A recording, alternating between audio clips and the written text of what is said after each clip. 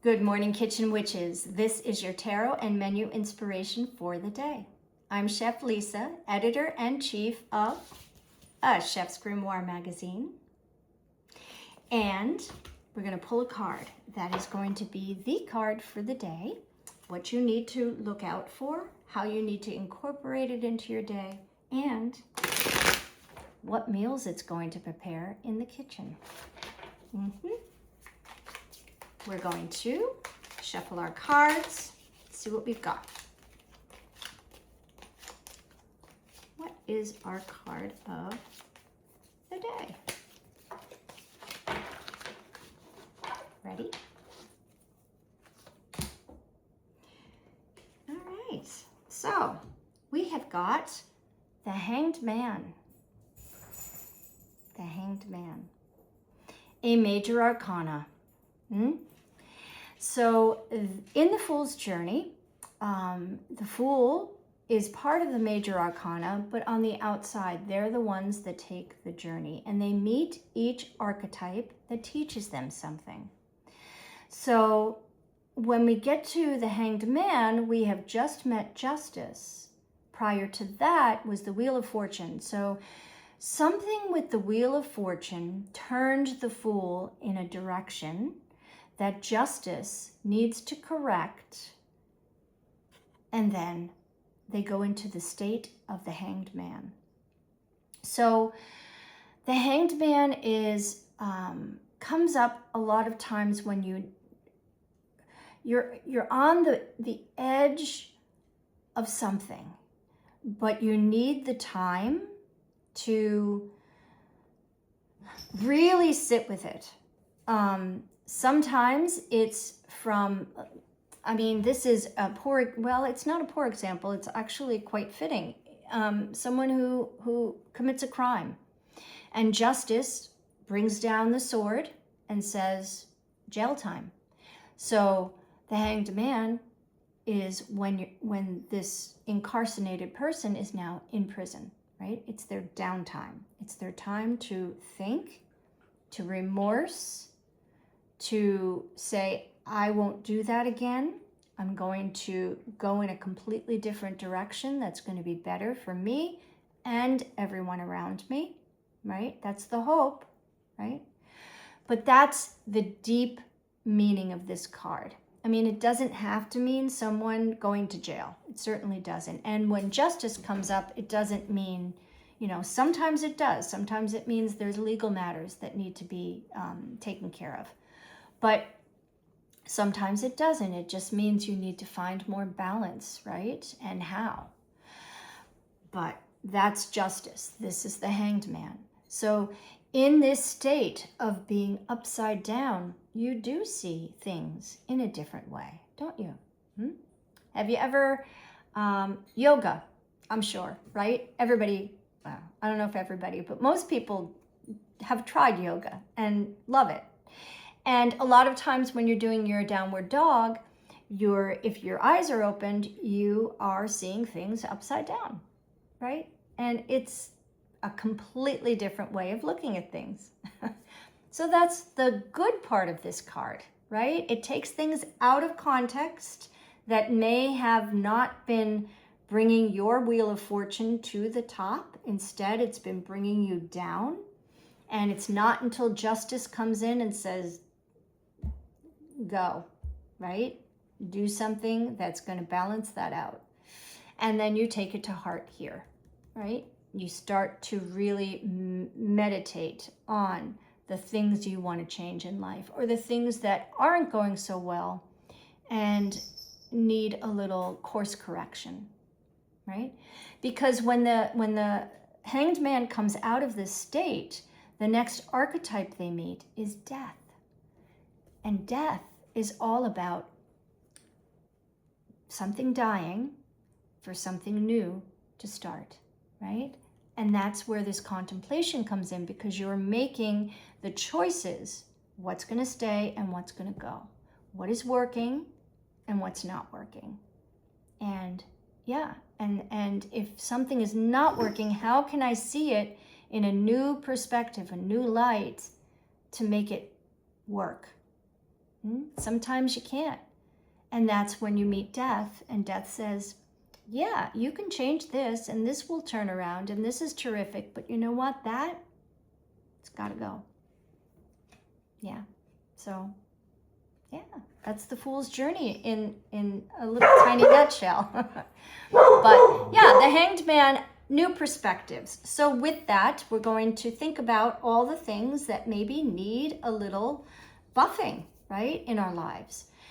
What needs to be shined, right? What is, I think of your good silver, right? When was the last time you used it? Are you gonna use it? And maybe you take it out just for a casual dinner tonight, but you need to polish it off first, right? Because it's been in the little box for a long time, and maybe it's tarnished a little bit. So buff out the things that aren't working so that they can start to work. Or again, if they don't, then in your Hanged Man state, say, okay, you know what? I've tried and tried and tried on this one thing, and it just doesn't work for whatever reason. It's time to let it go, right? So that's what we need to do today, right? Figure out what stays, figure out what goes, figure out what needs to be buffed up. Now, bringing the Hanged Man into the kitchen, they would do everything upside down. So yeah, I know Stranger Things with the upside down, right? But it's think of it like that, you know, in a way, right? In that Netflix series, they had life as one entity, and then they had life in the upside down, right? Completely different. But they were still the same people. It's just their world around them changes, right?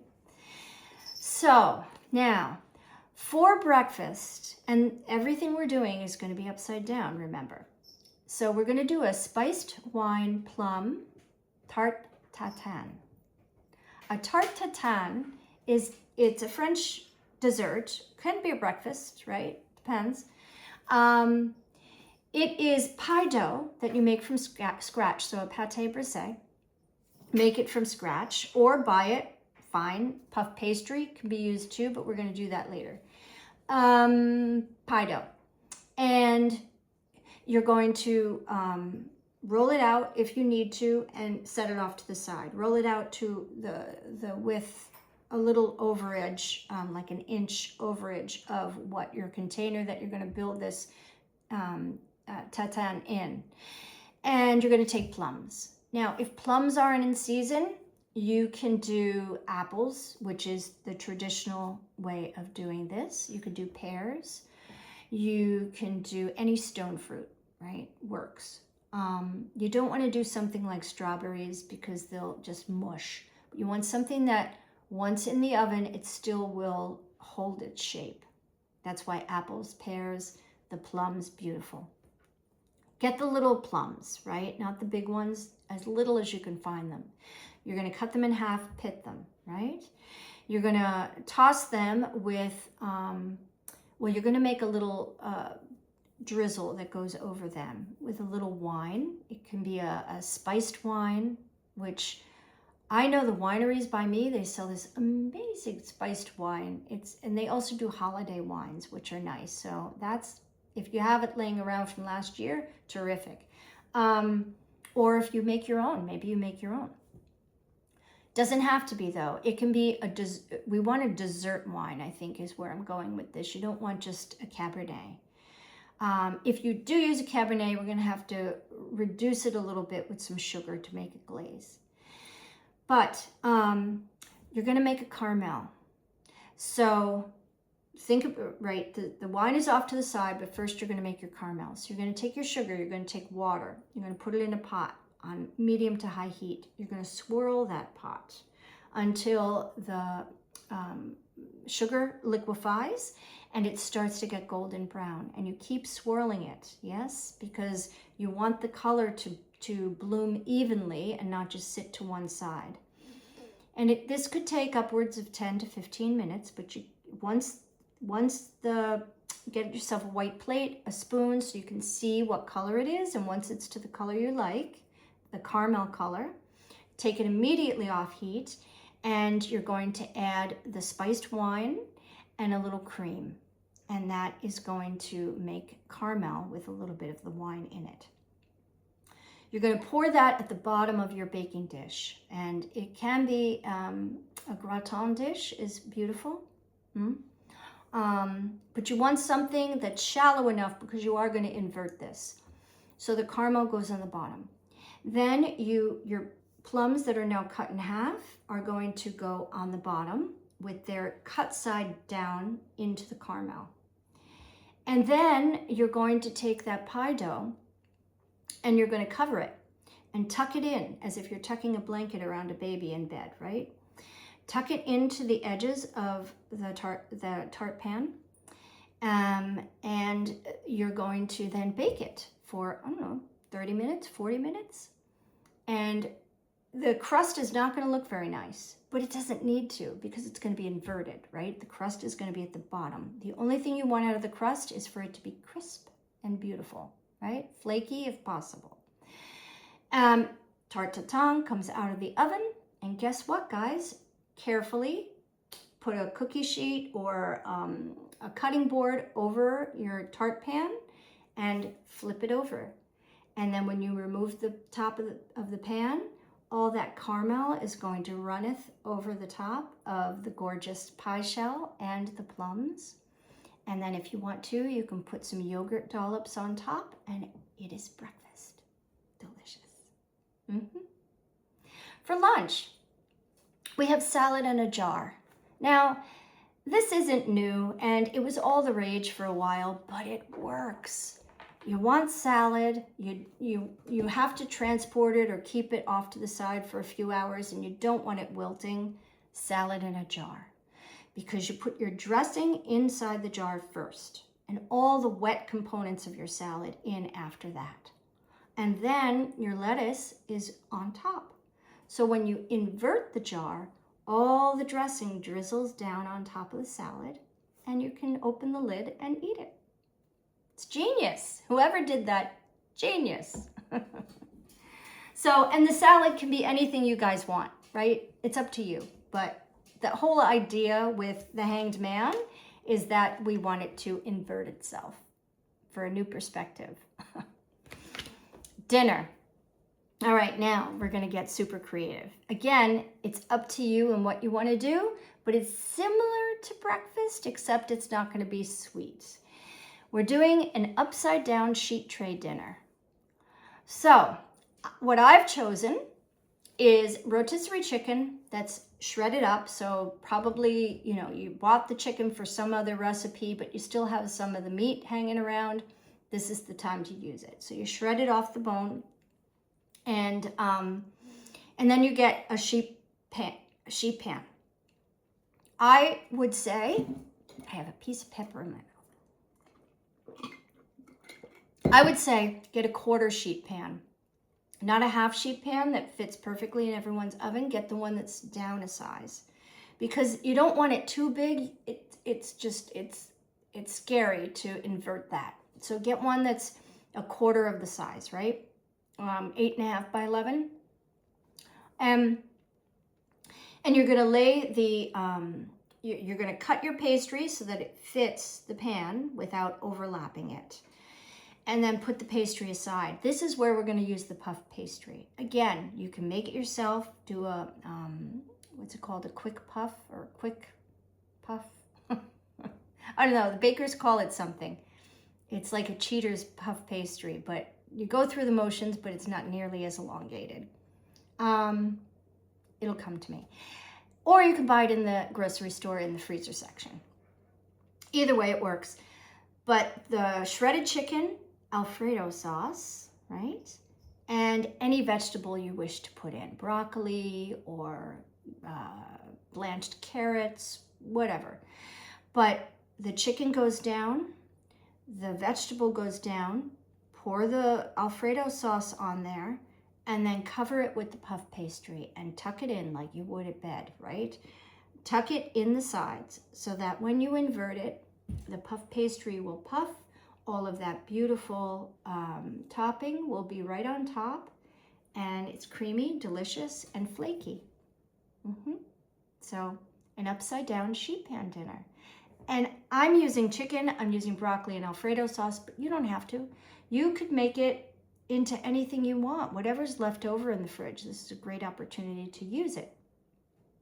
But just know it needs to be upside down. So that is all the encouragement today from the Hanged Man, right? Planning our meals that are going to be so yummy and so fun, and giving us a new perspective on life. Yeah. So think about that today. What can you change? What can you see in a different light? And here's something you can do is subscribe to the magazine, right? So either buying a hard copy in the store, which is at achefsgrimoire.com. There also, if you don't want the hard copy, you can get a digital copy, which is a monthly $5 a month. I mean, $5 a month, guys. You can't even get coffee for that. So there you go. achefsgrimoire.com. Visit it and see things in a new light. While you're doing that, nourish yourself.